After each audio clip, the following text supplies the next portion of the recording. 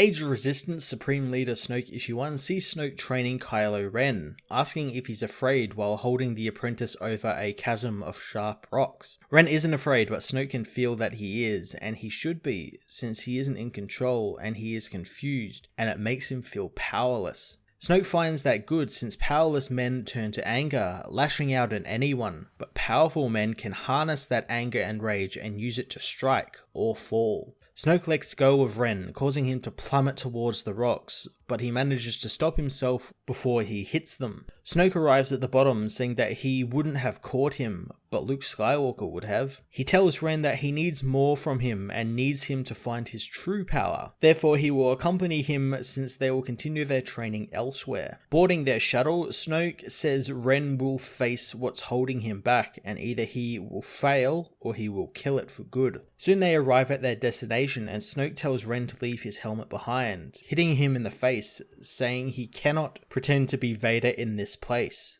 Kylo Ren learns that they are arriving at Dagobah, and landing, Kylo can still feel Skywalker on the world. Snoke says that he trained here long ago, and Ren realizes his master talks about Luke with respect. Snoke shares that Skywalker has earned his respect and fear, for he isn't weak or misguided like Kylo thinks, and if there was a choice, he would have Luke instead of Kylo as his apprentice, and if that were the case, then the galaxy would have been his long ago. The duo move towards a cave, and Snoke says that it's full of power and darkness. Kylo is to enter the cave and see if he is too weak to bury what lays within. Going inside, Kylo confronts his uncle Luke, who says that he doesn't want to fight. Kylo doesn't care, igniting his lightsaber and battling his uncle, finally killing him with one strike. Kylo thinks he is done, but Snoke tells him it isn't over yet as Han and Leia appear, telling their son to stop. Leia reaches for her son, calling him Ben, but Kylo says that's not his name. His parents come for him, saying that he is Ben Solo, their son, and he is loved. Kylo hesitates, igniting his saber again and attacking, but instead of attacking the visions, he slashes up the tree trunk, leaving the visions of his parents alive. Snoke believes he completed his training when suddenly the entire cave is blown up by Ben's force power.